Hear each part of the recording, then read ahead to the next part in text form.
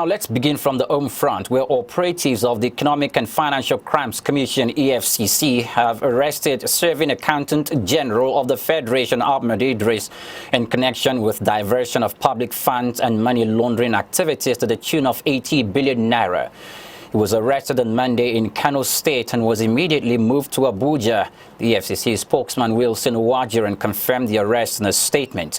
He said the funds were allegedly laundered through real estate investments in Kano State and Abuja. According to sources, after progress was made in the investigation, Idris was summoned repeatedly by EFCC for interrogation, that he failed to honor the invitation.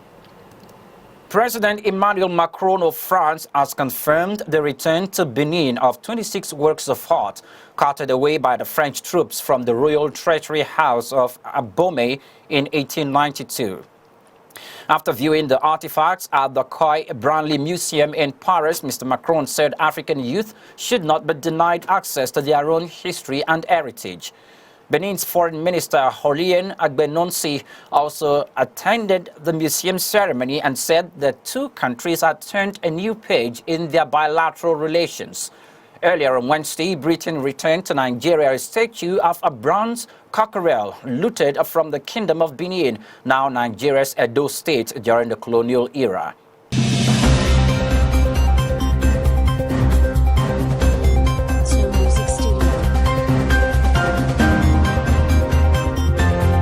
Okay, but Barrister Abdulhamid, before we move forward, I want to say there's an allegation against your political party that the money actually went around from some of those who were contesting for the presidential positions. We heard stories about some of them doling out $15,000, $20,000, and $10,000 to the delegates that were coming to cast their votes. So don't you think your political party is not also exempted from this? Don't you think it has actually eroded the persons who had the wherewithal and the capacity to be able to deliver? Because this is the elementary stage of recruiting leaders for the nation, be it at the local government level, at the members of House of Representatives, and at the presidential level. And if it is driven by money, don't you think the reason has been defeated as well? Yeah, unfortunately, that is the position. That's what you see when you don't vote people based on their capacity. When you don't vote people based on their intelligence, we don't vote people based on what they have. That you vote based on the.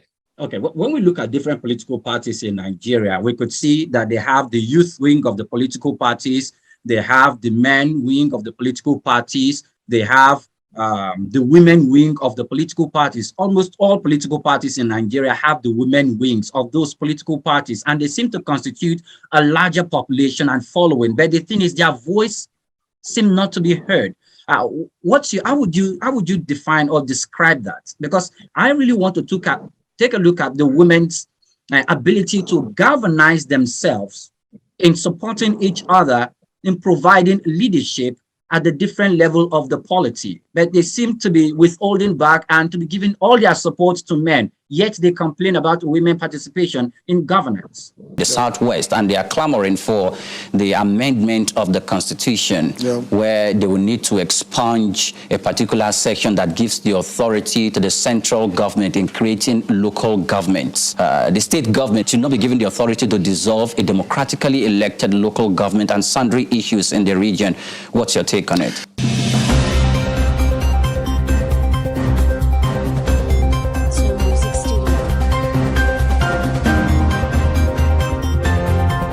In a multi-party democracy, there exists diverse ideologies and beliefs that are targeted in the pursuit to clinching the reins of political power. But that's not after political parties have demonstrated the knowledge and understanding of the socio-economic and political needs of the people they aspire to govern. These needs are therefore translated into manifestos and plans sold to the electorates seeking and soliciting their support for public office.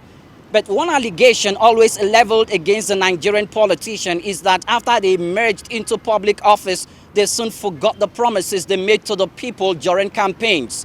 As Nigeria prepares for 2023 general elections, one question beckons. What are the leadership qualities the people are expecting the next political leadership to have come 2023? Since time immemorial, Nigeria has been confronted with myriads of socio-political and economic challenges in the country. Different political dispensations and new governments have had to experience or contend with the threat of a nationwide shutdown by the National Association of Resident Doctors on issues bedeviling the health sector in the country, or a protest coming from the Academic Staff Union of Universities as touching the education sector in the country. And not forgetting to mention is the epileptic power supply that has castrated the economic activities in the country and sent the cost of doing business to the rooftop.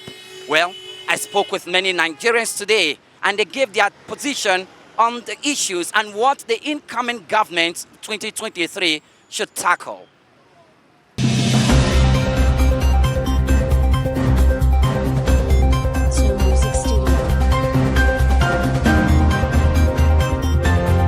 One of the disruptive activities that placed Nigeria on the edge and made it the central focus of global activism and attention in 2020 was the protest against police brutality provoked by the officers of the Special Anti-Robbery Squad, SARS, a unit of the Nigerian Police Force.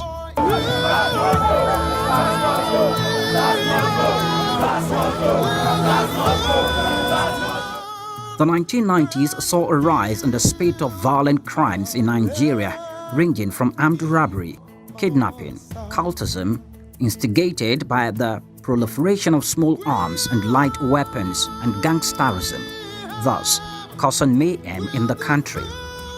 In the bid to check the growing menace and combat the activities of criminal gangs, the Special Anti-Robbery Squad, SARS, was established and mandated to arrest, investigate and prosecute suspected armed robbers, murderers, kidnappers, hired assassins and other suspected criminals, thus achieving many laudable feats and success in accordance with the terms of reference. The Pentecostal Fellowship of Nigeria has expressed concern over recent happenings in the country, as well as calling the attention of the government to intensify its effort in dealing with the myriad of challenges bedeviling the country. The call was made by the president of the Pentecostal Fellowship of Nigeria, Bishop Francis Wole Oke, in a press conference organized by the Christian body to address pertinent issues on the front burner of national discourse. From my conversation with most Nigerians, electricity seems to be the priority of what they want the government coming 2023 to tackle. And this is not far-fetched. It is because the stability of electric supply will not only boost economic activities, but will also aid the optimum performance of small and medium-sized enterprises and reduce the cost of doing business in the country. Oyinpriye Krumale, High Impact Television News.